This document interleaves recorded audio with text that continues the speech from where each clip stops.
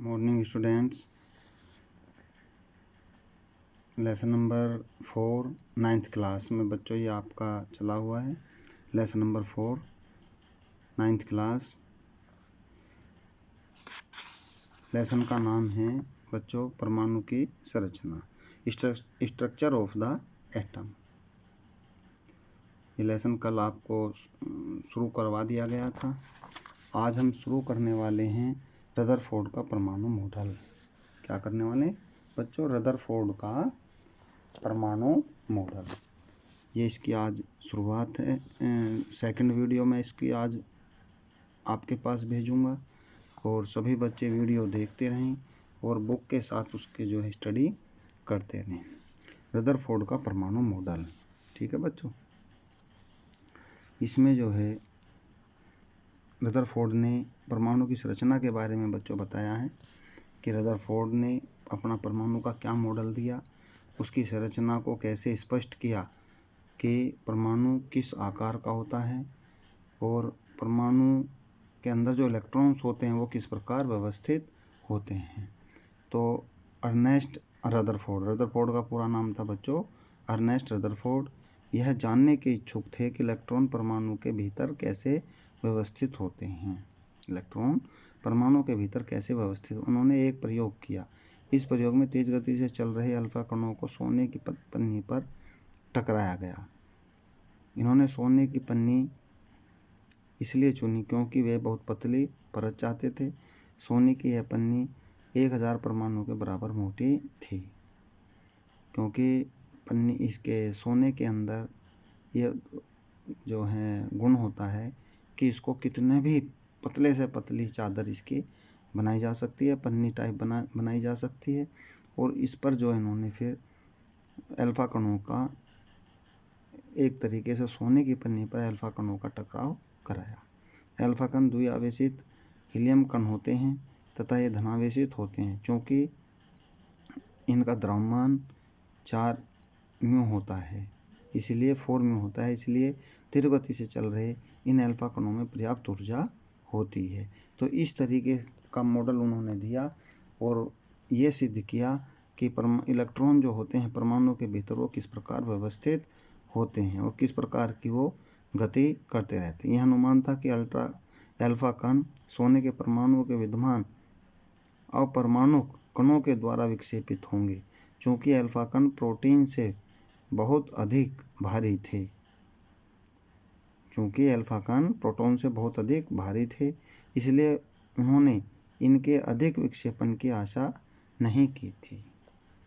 ठीक है बच्चों, तो इस तरीके से उन्होंने ये मॉडल जो आपको चित्र में दिखाई दे रहा है, सोने की परत द्वारा अल्फा कणों का प्रकीर्णन का मतलब होता है बिखराव। इस तरीके से उन्होंने जो है सोने की पतली चादर पर जब अल्फा कणों की बारिश की या वर्षा की तो क्या परिणाम सामने आते हैं। नंबर 1, तेज गति से चल रहे अधिकतर अल्फा कण सोने की पन्नी से सीधे निकल गए थे। ठीक है बच्चों। सेकंड, कुछ अल्फा कण पानी के द्वारा दोबारा देखेंगे। कुछ अल्फा कण पन्नी के द्वारा बहुत छोटे कोण से विक्षेपित हुए। नंबर 3, आश्चर्यजनक रूप से प्रत्येक 12,000 कणों में से एक कण वापस आ गया। नहीं, बाकी सब विक्षेपित हो जाते थे, वापस कोई नहीं आता था। रदरफोर्ड के अनुसार यह परिणाम उसी प्रकार अविश्वसनीय था जैसे अगर आप एक 15 इंच के तोप के गोले को टिश्यू पेपर के टुकड़े पर मारते हैं और वह लौटकर आपको ही चोट पहुंचाता है। इस तरीके का परिणाम जो है बच्चों इसमें आया। इस प्रयोग के निष्कर्ष को समझने के लिए खुले मैदान में एक क्रियाकलाप करते हैं। मान लें कि एक बच्चा अपनी आँखों को बंद किए हुए एक दीवार के सामने खड़ा है। उस दीवार पर कुछ दूरी से पत्थर फेंकने को कहें। प्रत्येक पत्थर के दीवार से टकराने के साथ ही एक आवाज़ सुनेगा।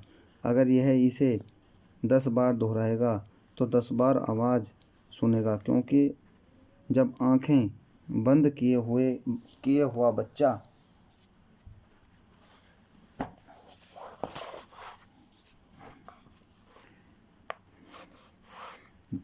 ठीक है बच्चों, समझिए दोबारा।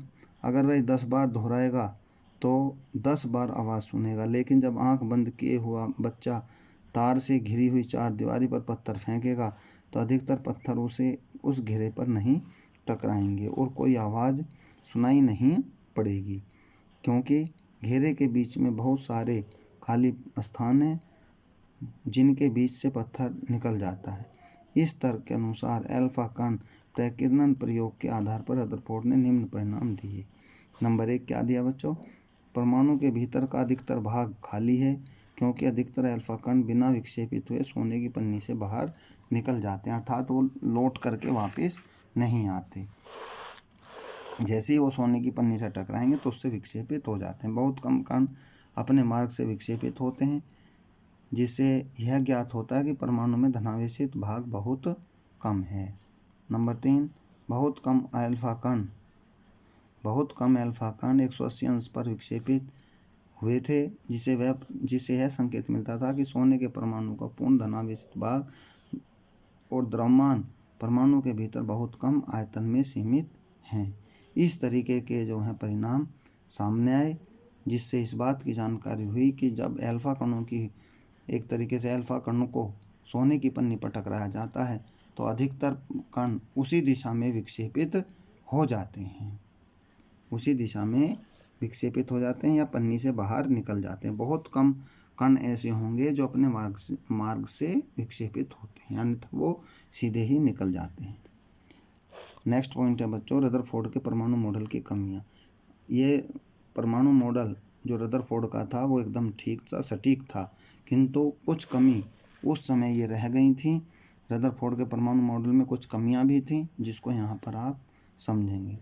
गोलाकार मार्ग में, वर्तुलाकार का मतलब होता है गोलाकार मार्ग में चक्रण करते हुए इलेक्ट्रॉन का स्थायी हो पाना संभावित नहीं है। अगर वो गोलाकार चक्कर में चक्रण कर रहा है, घूम रहा है, तो ये समझ लीजिए कि वो स्थायी नहीं हो पाता। कोई भी आवेशित कण गोलाकार कक्ष में त्वरित होगा।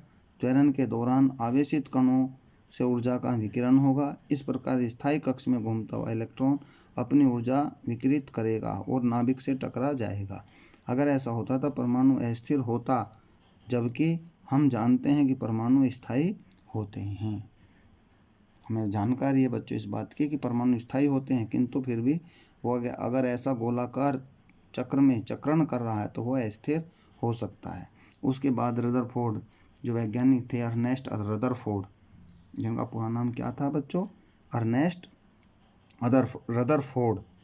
इनका परमाणु मॉडल सही था, किंतु इसके अंदर भी कुछ कमियां थी। उसके बाद में दूसरे वैज्ञानिक आए जिनका नाम बोर था। तो बोर ने भी परमाणुविक मॉडल दिया। बोर ने परमाणु मॉडल दिया। उन्होंने परमाणु की संरचना को किस प्रकार समझाया, तो ये है बोर का परमाणुविक मॉडल या बोर का परमाणु मॉडल। रदरफोर्ड के मॉडल पर उठी आपत्तियों को दूर करने के लिए नील्स बोर, पूरा नाम क्या था बच्चों इनका? नील्स बोर ने भी एक सिद्धांत दिया जो परमाणु की संरचना को स्पष्ट करता है। जब रदरफोर्ड के मॉडल में कुछ कमियां बच्चों आ गईं तो नील्स बोर एक वैज्ञानिक हुए थे। उन्होंने भी परमाणु की संरचना से संबंधित एक मॉडल दिया, जिसको हम बोर के परमाणुविक मॉडल के नाम से जानते हैं। उसमें उन्होंने क्या समझाया? उन रदरफोर्ड मॉडल के अंदर जो कमियां आई थी उनको उन्होंने दूर कर दिया। जो अभी आपने आपत्ति पढ़ी है रदरफोर्ड मॉडल के परमाणु मॉडल की कमियां, उन कमियों को सभी बोर के द्वारा दूर कर दिया गया। और ये निम्नलिखित कुछ जो हैं उसमें अवधारणाएं प्रस्तुत की। जैसे इलेक्ट्रॉन केवल कुछ निश्चित कक्षाओं में ही चक्कर लगा सकते हैं, जिन्हें इलेक्ट्रॉन की विविक्त कक्षा कहते हैं। जब इलेक्ट्रॉन उस विविक्त कक्षा में चक्कर लगाते हैं तो उनके ऊर्जा का विकिरण नहीं होता। इन कक्षाओं को ऊर्जा स्तर कहते हैं, एनर्जी लेवल भी इसको इंग्लिश में बोला जाता है। चित्र नंबर 4.3 में एक परमाणु के ऊर्जा स्तरों को दिखाया गया है। बीच में बच्चों नाभिक होता है, फिर पहली कक्षा होती है, दूसरी कक्षा होती है, तीसरी कक्षा होती है, चौथी कक्षा होती है, और इनको KLMN के नाम से नाभिक के चारों तरफ जो कक्षा होगी उसको K के नाम से के नंबर दूसरी जो कक्षा होगी उसको एल, तीसरी कक्षा को एम, चौथी कक्षा को एन के नाम से इनको प्रदर्शित किया जाता है।